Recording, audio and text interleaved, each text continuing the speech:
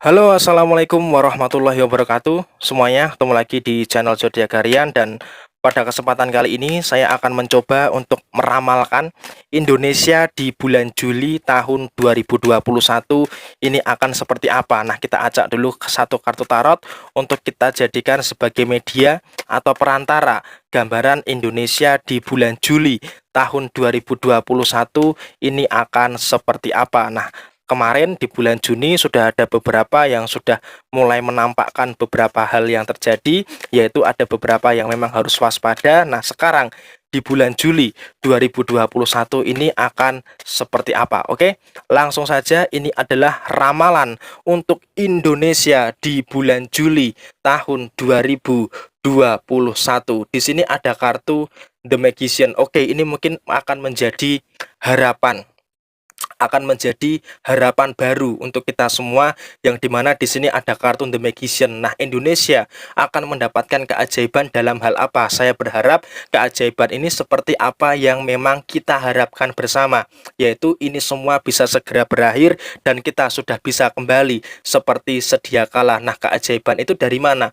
Keajaiban itu sepertinya memang bukan berasal dari apa yang saat ini sedang kita inginkan bersama, tetapi keajaiban yang terjadi adalah di sini, walaupun Indonesia berada dalam situasi yang masih tergolong terpuruk, tetapi di sini lambat laun Indonesia sudah mulai bisa bangkit untuk bisa meminimalkan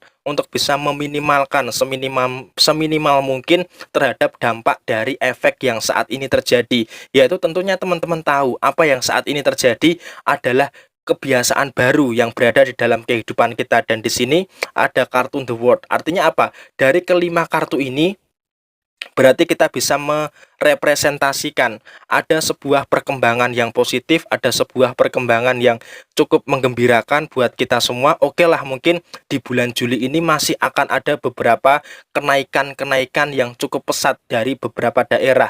Tetapi di sini lambat laun ketika memasuki fase akhir di bulan Juli 2021 ada keajaiban yang dimana tingkat kenaikan itu sudah mulai menurun dan bahkan sudah mulai melandai, sehingga kita bisa memulai suatu kehidupan yang baru tanpa harus terkekang oleh beberapa peraturan seperti PSBB, PPKM dan juga sebagainya. Dan mungkin di sini untuk Pulau Jawa tersendiri, di sini mungkin akan ada beberapa kejadian-kejadian yang bukan hanya soal ini, tetapi juga akan ada beberapa kejadian-kejadian alam yang terjadi khususnya di Pulau Jawa. Di sini saya sampaikan memang di sini di antara waktu pagi sampai siang hari harus waspada. Karena apa?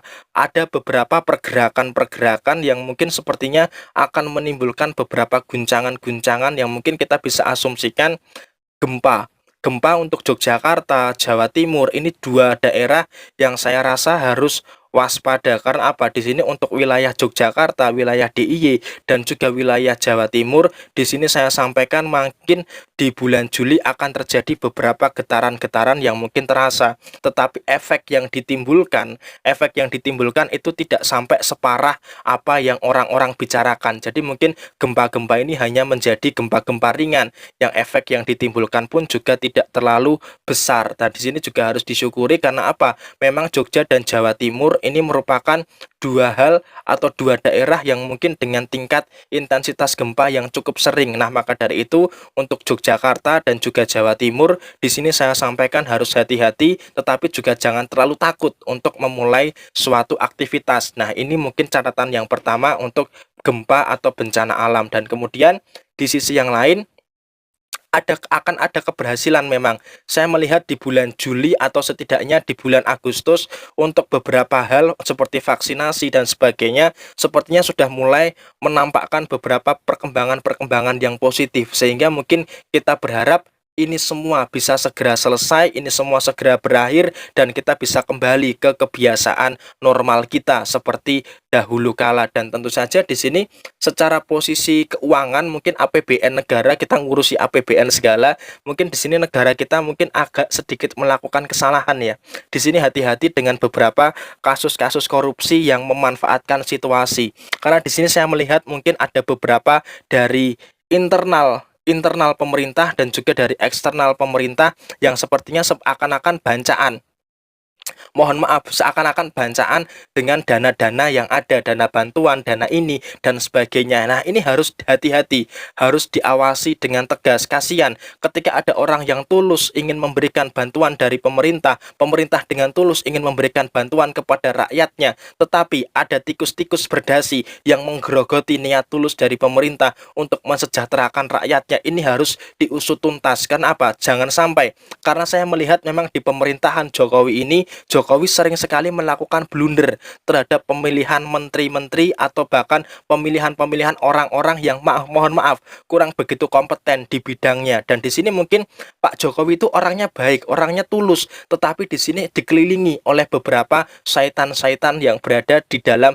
lingkaran terdekat istana. Nah, ini juga harus berhati-hati. Karena apa? Karena di sini sepertinya harus berhati-hati terhadap beberapa kasus korupsi. Memang di beberapa bulan ke depan akan ada beberapa tokoh-tokoh yang mulai tertangkap, beberapa tokoh-tokoh yang mulai terciduk karena kasus korupsi, KKN, nepotisme dan sebagainya. Tetapi di sini apakah pemerintah berani untuk kembali menguatkan sisi penegakan korupsi ini dengan baik? Karena apa? Di sini masih ada beberapa tokoh atau ada beberapa pihak yang sepertinya masih berkeliaran di dunia ini. Karena apa? Dia belum tersentuh oleh pemerintah terkait dengan korupsi yang dia lakukan. Tetapi di sini saya melihat akan ada perkembangan ke situ, yang dimana di situ orang-orang yang kabur dari kasus korupsi itu akan tertangkap setidaknya di bulan Juli atau sampai dengan bulan Agustus tahun 2021.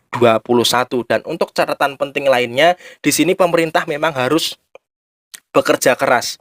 Pemerintah harus bekerja keras dengan dirinya sendiri. Nggak usah terlalu berharap dari dunia. Oke lah, mungkin kita melihat ada hubungan multilateral, hubungan bilateral, dan sebagainya. Itu oke lah, mungkin bisa dijadikan suatu alasan untuk menerima bantuan dari pihak lain. Tetapi di sini sebenarnya Indonesia bisa untuk menyelesaikan ini semua sendirian tanpa harus melibatkan siapapun. Tetapi di sini memang karena ada beberapa pihak yang terlalu mempolitisir ini semua, seolah-olah ini selalu diperbesar, dan seolah-olah malah pemberitaan-pemberitaan yang ada justru malah pemberitaan yang positif. Ya tentu saja ini semua ada, tetapi keseimbangan kita harus bisa memilih dan memilah mana yang baik dan mana yang buruk. Sebagai masyarakat kita juga harus bisa menentukan mana yang baik dan juga mana yang buruk. Mengkritik bukan berarti kita benci, mengkritik bukan berarti kita itu nggak suka dengan pemerintah, tetapi kita harus mengkritik untuk apa? Untuk mengendalikan, untuk kontrol. Karena apa? Sebagai rakyat kita memiliki kewajiban untuk mengkontrol pemerintahan. Karena apa? Kedaulatan rakyat artinya apa? Kekuasaan tertinggi berada di tangan rakyat. Nah, maka dari itu sebagai rakyat ketika kita ingin mengkritisi pemerintah itu bukan berarti kita benci, tetapi harus mengkritisi dengan hal yang positif. Jangan menyebar hoaks, jangan terlalu menciptakan suatu energi negatif yang nantinya akan menimbulkan beberapa mispersepsi di beberapa kalangan masyarakat. Mengkritik itu boleh saja. Indonesia adalah negara demokrasi. Mungkin sebagian kita menganggap oke lah kita dibungkam, tetapi sebenarnya kita juga masih open minded. Kita masih bisa untuk melakukan kritik dengan cara yang positif, dengan cara yang lebih baik lagi. Dan tentunya di sini kita berharap apa yang kita harapkan bersama itu bisa terwujud. Tetapi sayangnya di sana masih ada beberapa yang berpikiran kerdil, beberapa yang berpikiran seperti kekanak-kanakan. Sehingga apa? Sehingga di sana masih ada beberapa hal yang harus diwaspadai, terutama terhadap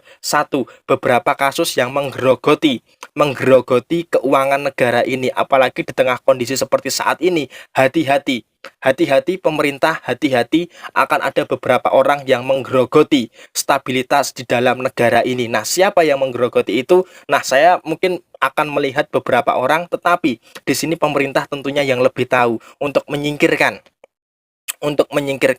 benalu di dalam pemerintahan. Karena apa? Di dalam pemerintahan saat ini ada beberapa benalu yang dari pihak luar ataupun dari pihak dalam yang sedikit membuat stabilitas pemerintahan saat ini sedikit gonjang-ganjing. Tetapi oke lah, nggak masalah. Karena apa? Karena di sini mungkin masih ada beberapa orang yang tulus di dalam sana untuk menjalankan roda pemerintahan dengan sangat baik. Dan saya berharap semoga kunci permasalahan-permasalahan ini semua bisa segera teratasi prestasi. Dan untuk sisi yang lain saya sampaikan untuk wilayah-wilayah tertentu tadi Jawa Timur dan juga Yogyakarta sudah saya sampaikan, dan kali ini untuk wilayah bagian timur.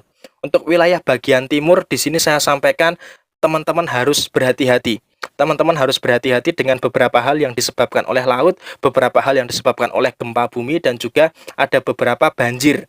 Ada beberapa limpahan-limpahan air yang mungkin akan menimbulkan beberapa kerusakan-kerusakan yang diakibatkan oleh air. Sehingga di sini saya sampaikan untuk wilayah timur seperti Sulawesi, Kalimantan, dan juga di sini ada beberapa di wilayah timur lainnya harus waspada dengan hal-hal yang disebabkan oleh air. Dan di sini saya sampaikan itu harus betul-betul menjadi kewaspadaan. Tetapi ingat juga jangan terlalu ketakutan untuk menghadapi ini semua. Kan apa? Tentu di sini kita berharap kita semua selalu dalam lindungan Tuhan yang Maha Esa. Dan berbicara soal beberapa hal di sini teman-teman juga harus hati-hati terhadap beberapa pemberitaan-pemberitaan tentang orang-orang yang tidak terlalu penting. Karena apa? Di bulan Juli 2021 hati-hati kita diracuni dengan beberapa orang yang pansos, beberapa orang yang mungkin dalam tanda kutip tidak memiliki prestasi tetapi terlalu dipopulerkan. Nah, ini kita harus berhati-hati jangan sampai kita terlalu terjebak di dalam sebuah situasi yang terlalu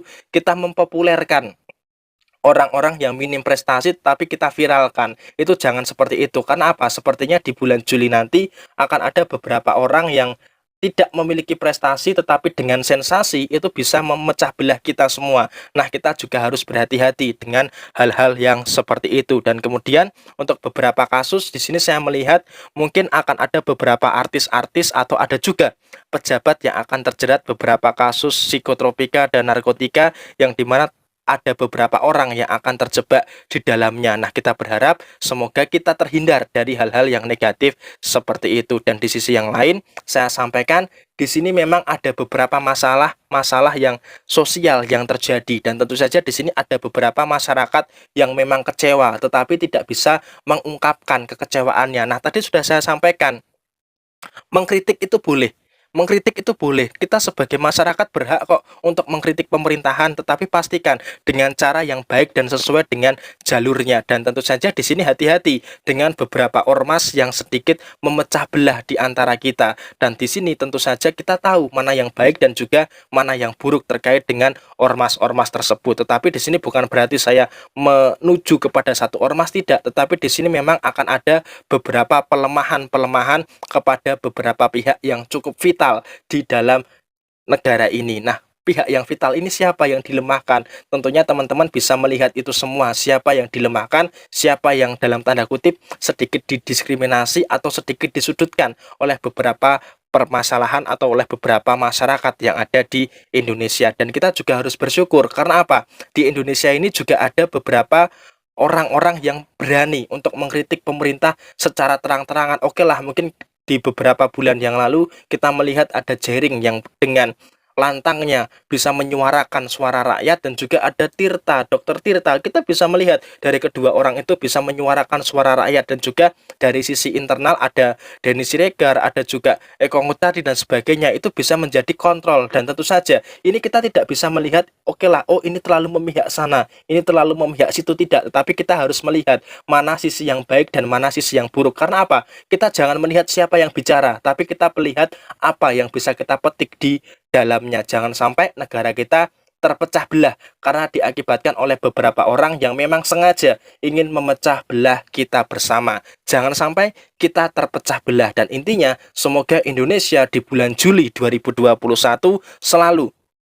selalu dalam lindungan Tuhan yang Maha Esa. Dan kurang lebih seperti inilah gambaran Indonesia di bulan Juli tahun 2021. Semoga kita bisa berhati-hati, tetapi ingat, jangan jadikan ini sebagai ketakutan. Sekian dari saya, mohon maaf bila ada kesalahan. Sampai ketemu di video yang berikutnya. Jaya Jaya Wijayanti, Lebur Dening Pangastuti, Joyo Hadi Diningrat, Rahayu Rahayu Sagung Dumadi. Wassalamualaikum warahmatullahi wabarakatuh.